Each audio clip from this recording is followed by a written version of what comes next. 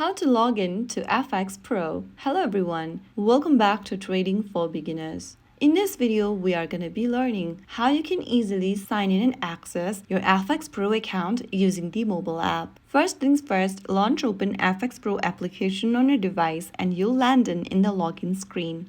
Now click on Login at the bottom of the screen to sign into your existing account. First, enter your email registered with FxPro. Once you do that, go to the next field and write down your correct password. If you don't remember your password, you can get help by tapping Forgot Password link and following through the instructions. Finally, after filling in your credential, click Login, and there you go. You've successfully signed in to your FxPro account. You can now explore your trading dashboard, check markets, and manage your account confidently. If you found the video helpful, don't forget to like, share, and subscribe to our channel. I will be back again in the next video. Thank you for watching.